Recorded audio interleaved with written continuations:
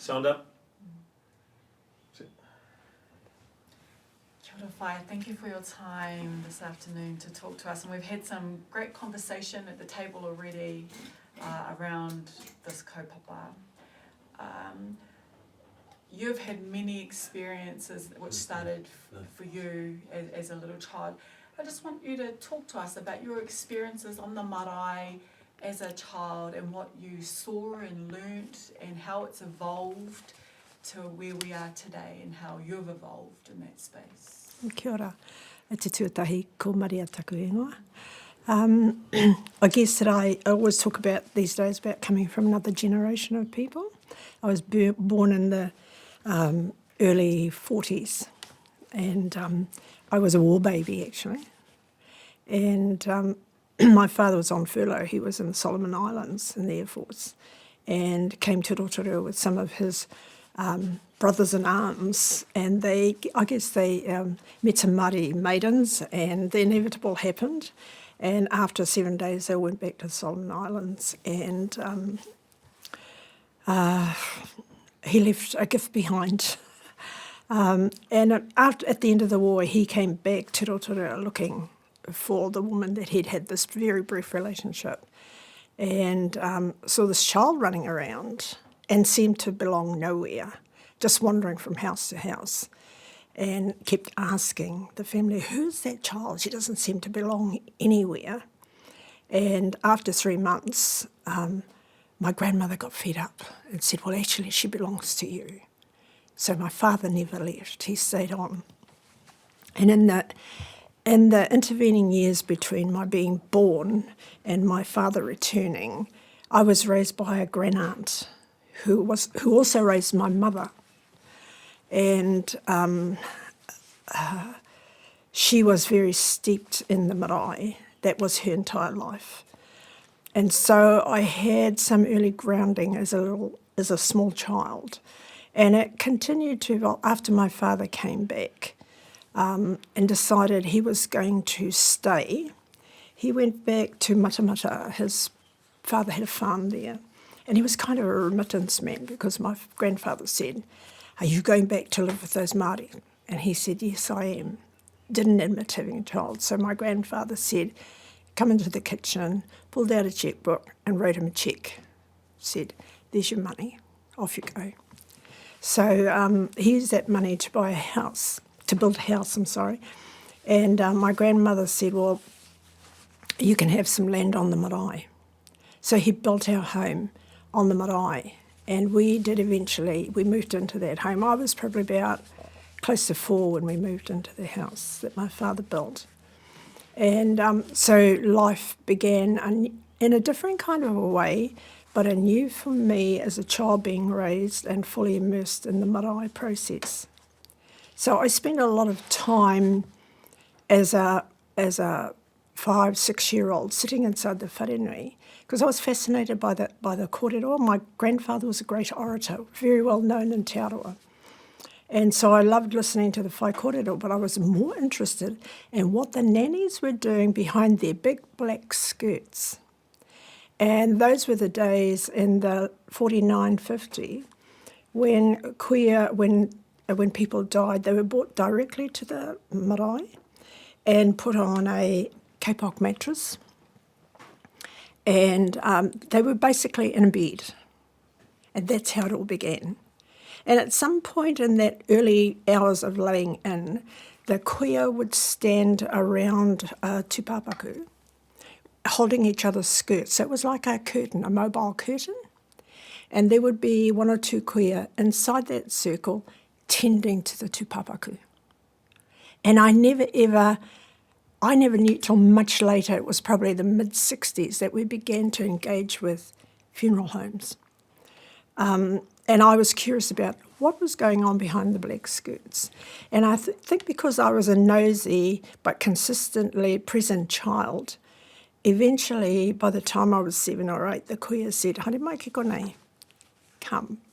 So I managed to get in behind the curtain of black skirts and learned and watched my nannies doing mirimiri on tūpapaku, oiling the bodies, And I understand that some of the oils that they used were the oils from the karakara leaves. I don't know where they got them from. You don't when you're a child that young.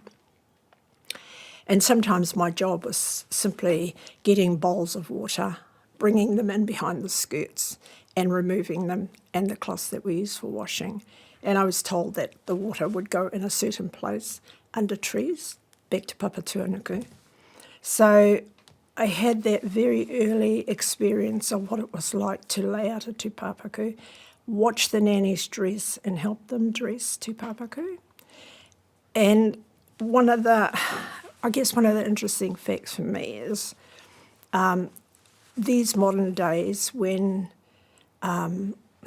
embalming is not done terribly well, we're subjected to our tūpapaku leaching. That never happened when I was a child. That never ever happened. I guess part of it was because the wharenui were not insulated and they were cold. We didn't have heat pumps or heaters and things like that. So the wharenui was quite often a consistently cool temperature, so that may have helped. Coffins were made by a team of uncles and old men who were actual carpenters, and they were made on the doorstep of an uncle's house who was close to the marae. On odd occasions, there was only one funeral home in Rotorua at that time. He would come out with his ruler, his tape measure, and he would stand there and he would measure in front of everybody the height of a tūpapaku, go away, and maybe on the third morning would arrive with a coffin. Right? So that was my early experience of seeing the handling, laying out of tūpapaku that I was privileged to be part of. Always fascinated me, and I think it was where my early passion to be an archaeologist evolved from, which unfortunately I never pursued. But I was always interested in it. To this day, still am. So as a pā kid, I never actually went outside to play. I was allotted tasks like sweeping the veranda, going into the wharekai. When you went into the wharekai, a whole new apprenticeship arose out of being in the wharekai. So you learnt to sweep floors, wipe tables down, pick up dishes and take them to the kitchen. And eventually you were allowed to go out the back and, big deal, peel the potatoes. Right? So that was part of my apprenticeship. I graduated from being that child who helped the nannies.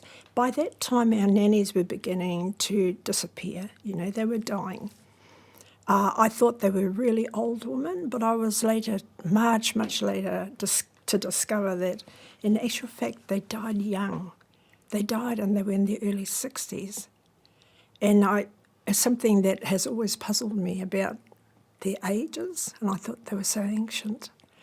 But they were women with a huge amount of wisdom and knowledge. So I served an apprenticeship in the kitchen, which grew to, I eventually became like what they call the head shorang, chief cook. And so I was preparing meals, making menus, pudding maker, baker, and then one day I went to the tangihanga of a hunaunga, and a relative was there, and I was in the kitchen helping.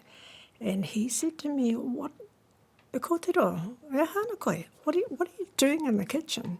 And I said, "Oh, well, it's my sister-in-law's father, and I just wanted to help." And he said, "Carl," he said, "go home now. Don't come back till tomorrow morning, but come back in your black clothes. That your time in the kitchen is over. Me haere koe ki roto i te whare." And so a new role evolved for me. So I went from being a cook in the kitchen to being a kuia again in the wharenui. And that was interesting because it was a different kind of role. You know, you learn then more thoroughly to do things like waiata and your place in the scheme of things inside the wharenui.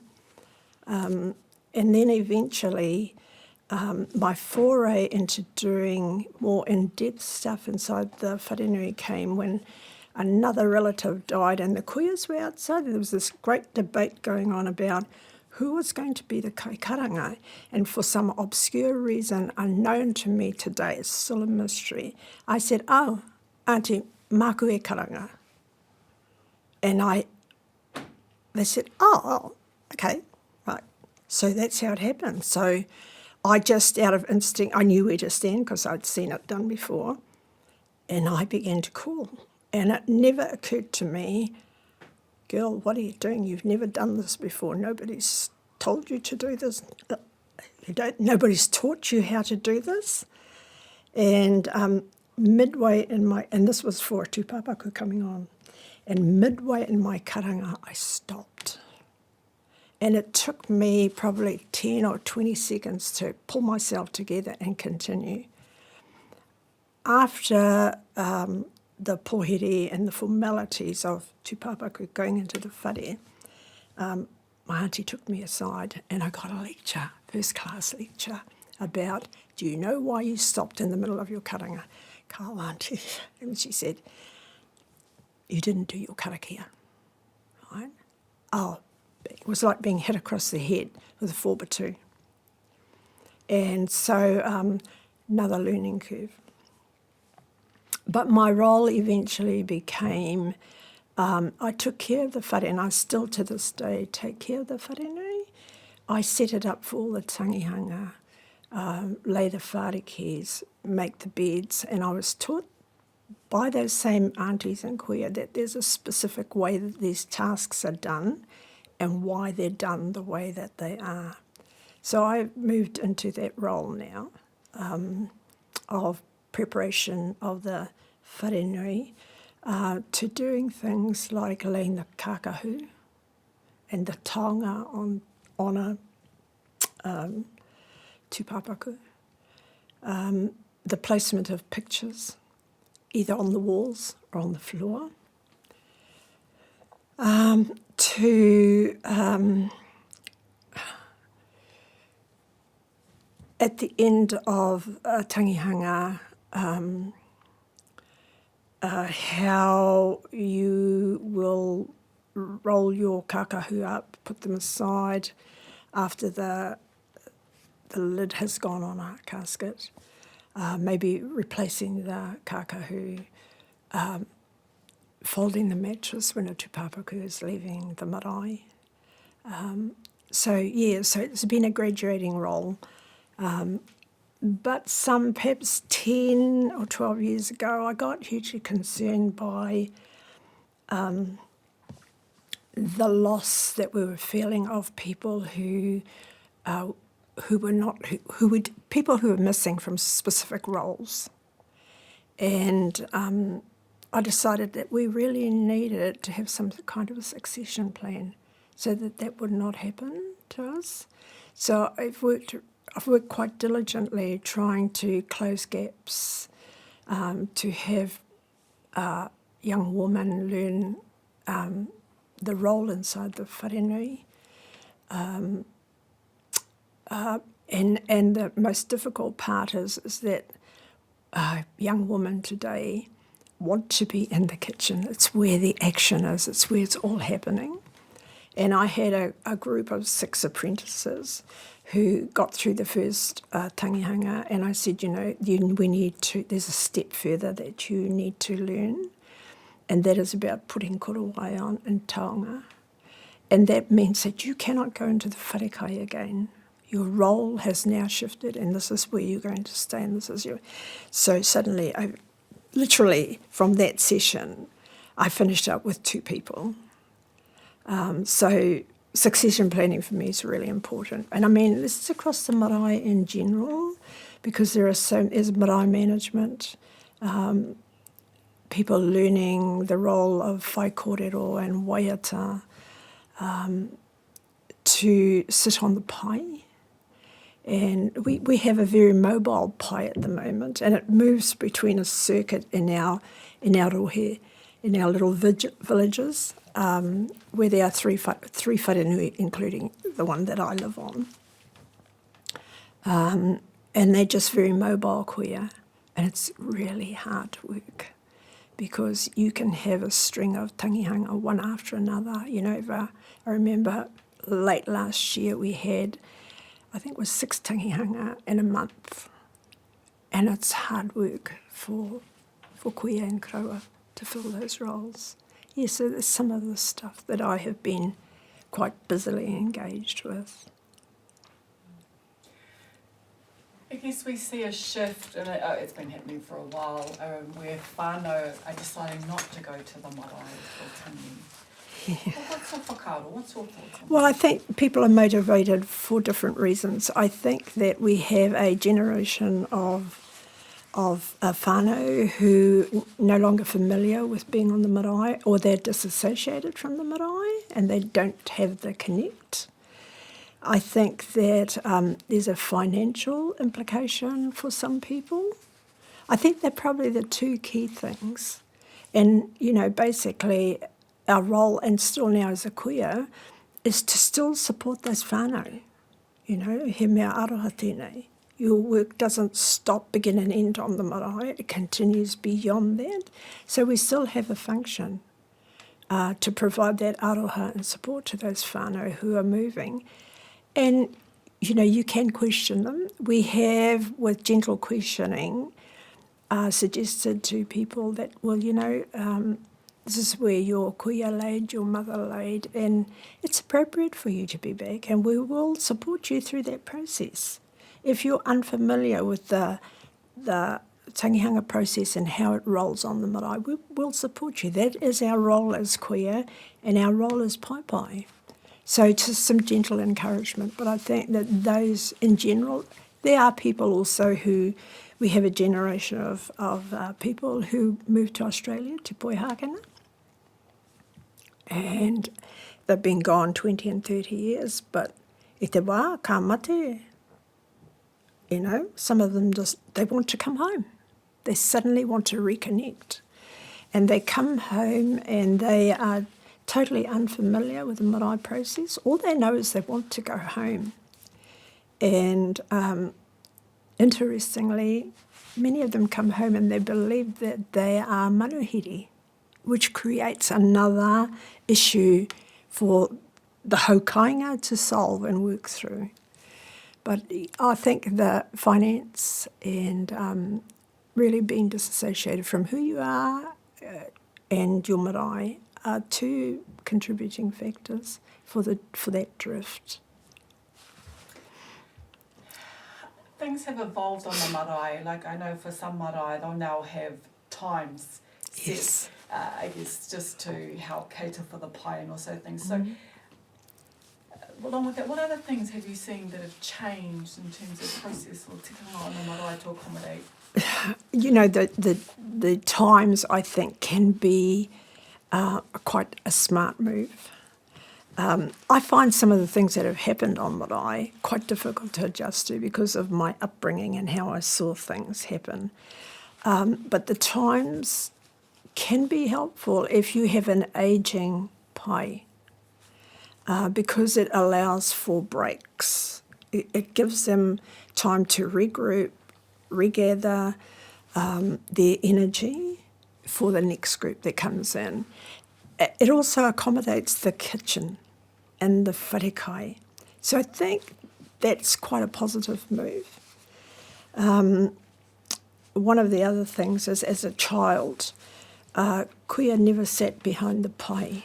They sat on the floor. They sat around the tūpapaku. That was your role, ki te whakamahana, and to take care of the immediate family or the whānau pani. And when a kaumātua kraua stood up to speak at a tangihanga, or if it was just a hui, the kuia would get up off the floor and they would walk down and stand beside or just slightly behind the speaker, the orator, and do the waiata. And immediately the waiata was done, they would move back and sit on the floor. Today, the paipai has extended to accommodate the kuia sitting behind and singing from that point. And it's one of the things that I've grappled with. I found really difficult to accept. So it's simply, those are two simple things that I've grappled with. Yeah. I think the dress code too. In Te Arawa, we're very staunch about wearing black. And people have become more casual in their appearance at the marae, about wearing taro. Just absolutely not done in Te Arawa to wear taro, to a tangi. And so those are things that discreetly kuia have got to learn to manage or handle. Men who come and sit on believe they're going to do whai kōrero and they will sit on the front row of where the visitors come in and think they're going to stand and speak. Have to be told very discreetly, Carl, tō taro. If you wish to speak, you can't do that if you're wearing shorts. Dress code. Are some of the things I've grappled with, and I found great difficulty accepting some of those changes. But sometimes you have to overcome that with aroha for the whānau.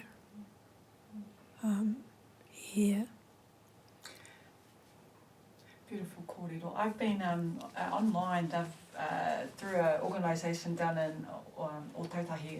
They're doing a how to tangi wāmanga online I've been going to. And a lot of the things I think I know, and obviously different iwi have different tikanga that they follow, but I've learned a little bit of insight on just different ways of people doing different things and the evolution of having to change things as times change. And so I hear you having to understand why we're doing a certain thing a certain way, but also trying to maintain the tikanga that you've always been brought up with. And I appreciate the mahi, and I don't know that I really understand.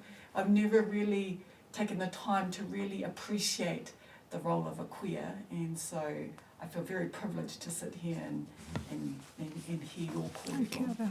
Is there anything else you want to add to? I think I just talk a little bit briefly about the mahi that we do here at Te Atawhai Aroha, which and that is about how we manage our tūpapaku today. I'm talking really about the burial. When we talk about natural burials, this is not something new. And I know already that you've heard that. This is something that we have always done. It's not a new phenomena. It's the recovery of something that's been really quite traditional. And I find that it's one of the, for me, one of the gifts that has been returned. I've heard stories from my kuia and kaua about people who have been exhumed to Papaku and moved to other places and intact. They've still been intact after being buried naturally in the ground. Their bones fused together with the roots of ferns. I love the notion that we're going back to what we know and what was traditional. I mean, we have under our urupā caves. We're on a hill, and underneath the hill are caves. The water comes in when the tide rises, quite often washes the bones out. But they're collected and put back in the caves under the hill. So I think that is one of the great things about that would like to share today. The other one is in the organisation we have a group called NODA, and I've been very privileged by my our Māori or tangata whenua part of our group, our co-governance group, to be supported into the role of cultural advisor to the NODA group, No One Dies Alone. And I've been pondering on that for the last few weeks and I think that is another service that is unknown about, because as Māoris, dying alone is a very foreign thing. But I understand that rarely occasionally, a Māori person does die alone in the hospital. And I mean, we try at all costs not to let our people die in the hospital. You know, I've had the privilege of asking, Auntie, what do you want? What would you like me to do for you now? Take me home, baby, take me home. So, you know, organising to get them home. And knowing that there are ways that you can accommodate these people when they get home, with things like hospital sheets, hospice care. And inevitably my experience has been that when you get them home, the minute you take them home, that they will die within 2 or 3 days. And so it's really comforting to do that. So I'm looking forward to the NODA work. Part of what I have done inside my family for quite a long time now is I've worked as a death doula and assisting people on their way, providing comfort and assisting them on their way to crossover. You know, and people do not get that we're very clear as Māori that there isn't any such thing as death, that we just transition from one space to another as a wairua. And we know that it's real because those wairua come back often to visit us. And we see that all the time when people are dying and they talk about, oh, here's so-and-so. Oh, gosh, ko kiki haere te ruma. Because they're all here. And we know why they're there. They've come to take that person home. So yeah, there's some of the interesting, I guess, things as part of my mahi and being a queer that I've been privileged to. I have a sister who also works as a doula, and her role, while she doesn't belong to this organisation, she, when a person is dying, she moves into the home and she takes over the care. She becomes like the nurse and she will do nothing else but nurse and bathe and care lovingly for that person. She knows when she needs me. And so we work that between ourselves. So yeah, that's all very comforting. It's all comforting work. Thank you for the mahi that you do. That is beautiful. I think that's, unless there's anything else, I think that's Kia ora. Kia ora. Thank Kia you ora. for sharing. Oh, it Kia was a ora. privilege to sit here right now. Thank you. Thank you. Good.